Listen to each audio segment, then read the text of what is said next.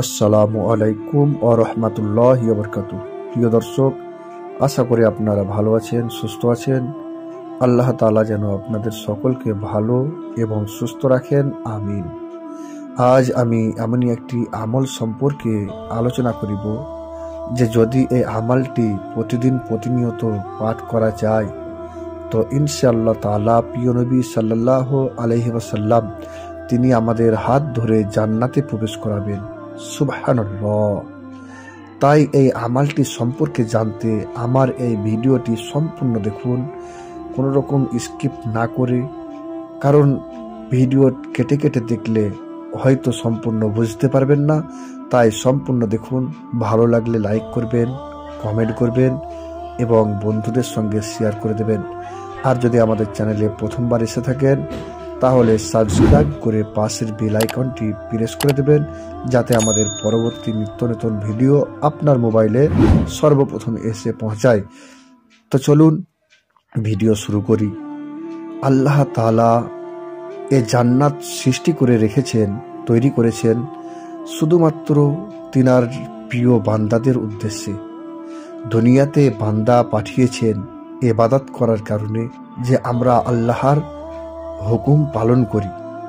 এ দুনিয়ায় যেসব বান্দা বান্দি আল্লাহর ওপর ঈমান এনেছে এবং সৎ কর্ম করেছেন এবং তিনার হুকুমের পায়রাবি করেছেন, তিনার আদেশ পালন করেছে, তাদেরকে হাসরের ময়দানে আল্লাহ খুশি হয়ে সে জান্নাত দান করবেন। তবে হাদিসে অনেক আমল সম্পর্কে এসেছে যে যদি সেসব আমলগুলো বান্দা পালন করে তাহলে তাদেরকে জান্নাত তো দেবেই, কিন্তু একটু ভিন্ন হয়ে। কেন? কারণ আল্লাহ তাআলা জান্নাত 8 কক্ষে বানিয়েছেন। জান্নাতের 8টি কক্ষ রয়েছে। আমার এ সম্পর্কে একটি ভিডিও আছে, সেটা দেখবেন, বুঝতে পারবেন যে কোন জান্নাতের কি নাম। অবশ্যই সেই ভিডিওর মাধ্যমে আপনারা বুঝতে পারবেন।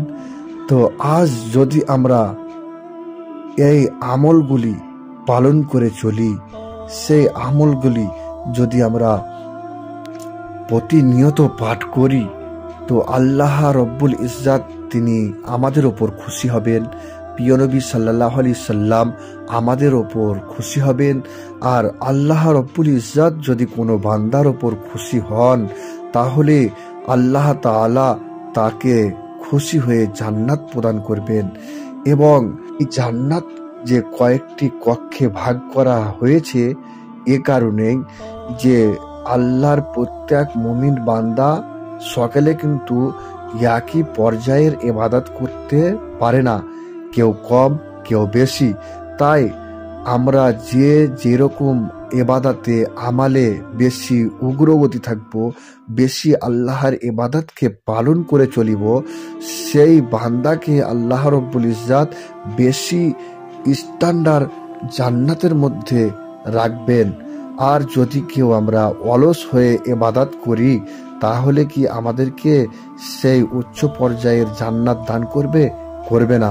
অতএব আমরা যদি ইবাদতের পাশে পাশে এ ছোট ছোট আমলগুলি পাঠ করি তো ইনশাআল্লাহ তাআলা সেই জান্নাতের মধ্যে, যে জান্নাত বেশি সৌন্দর্য করা হয়েছে, সেই জান্নাতে প্রবেশ করাবেন।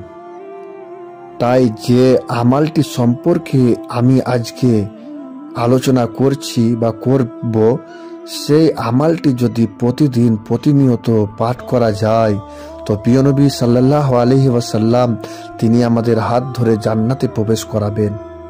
তো চলুন সেই আমলটা কিভাবে পাঠ করিতে হবে, কোন সময় পাঠ করিতে হবে এ সম্পর্কে জেনে নিই। হাদিস শরীফে বর্ণিত হয়েছে যে হযরত মুনজির রাদিয়াল্লাহু তাআলা আনহু তিনি বর্ণনা করেন যে প্রিয় নবী সাল্লাল্লাহু আলাইহি ওয়াসাল্লাম বলেছেন, যে ব্যক্তি রাদিতু বিল্লাহি রাব্বাও ওয়া বি ইসলামি দীনাও ওয়া বি মুহাম্মাদিন সাল্লাল্লাহু আলাইহি ওয়াসাল্লামা নবিয়্যা পাঠ করবে, সেই ব্যক্তির হাত ধরে প্রিয় নবী সাল্লাল্লাহু আলাইহি সাল্লাম জান্নাতে প্রবেশ করাবেন। সুবহানাল্লাহ। তো এই যে একটি ছোট্ট আমাল, আমরা যদি এই আমলটাকে সঠিক নিয়মে সঠিকভাবে যদি আমরা পাঠ করি, প্রিয় নবী সাল্লাল্লাহু আলাইহি সাল্লাম আমাদের হাত ধরে জান্নাতে প্রবেশ করাবেন। এই দোয়াটি আমরা এইভাবেই পাঠ করব যে প্রতিদিন ফজরের নামাজের পর সেই উজুতেই বসে 3 বার আমরা প্রিয় নবী সাল্লাল্লাহু আলাইহি সাল্লামের উপর দরুদ পাঠ করে নেব। কারণ দরুদ এমনই একটি দোয়া, এমনই একটি দরুদ যে নবীজি সাল্লাল্লাহু আলাইহি ওয়াসাল্লামের ওপর পাঠ করলে প্রিয় নবী সাল্লাল্লাহু তাআলা আলাইহি ওয়াসাল্লাম এর কাছে সেই দরুদ পৌঁছানো হয়। এমনকি আল্লাহ তাআলা তিনি কোরআনে বলেন, ইন্নাল্লাহা ওয়া মালাইকাতাহু ইউসাল্লুনা আলান নবী। আল্লাহ তো কোনো ইবাদত করেন না, কোনো জিকির আজগার করেন না, তাসবিহ তাহলিল পাঠ করেন না, কিন্তু আল্লাহ বলছেন নিশ্চয় আমি এবং আমার ফারিস্তা মণ্ডলী সহ আমার নবী প্রতি দরুদ পাঠ করতে থাকি। তাহলে আল্লাহ তাবারক ওয়া তাআলা তিনিও পাঠ করেন। সেহেতু আমরা সর্বপ্রথম 3 বার দরুদ শরীফ পাঠ করে নেব, তারপরে আমরা দোয়াটি পাঠ করব কমপক্ষে 3 বার, এবং লাস্টে আবার আমরা 3 বার যে কোনো ধরনের দরুদ পাঠ করে নেব। এই নিয়মে যদি আমরা পাঠ করি, ইনশাআল্লাহ তাআলা আমরা প্রিয় নবী সাল্লাল্লাহু আলাইহি সাল্লামের হাত ধরে জান্নাতে প্রবেশ করিতে পারিব। তাছাড়া আপনি এ দোয়াটি দিনের শেষে অর্থাৎ মাগরিবের নামাজের পর কিংবা এশার নামাজের পর আবার আপনি সেই দোয়াটি পাঠ করিতে পারেন। এখন যদি এটা আমরা কন্টিনিউ প্রতিদিন প্রতিনিয়তভাবে যদি আমরা আমাল করিতে পারি, প্রিয় নবী সাল্লাল্লাহু আলাইহি সাল্লামের হাত ধরে জান্নাতে প্রবেশ করিতে পারিব। সুবহানাল্লাহ।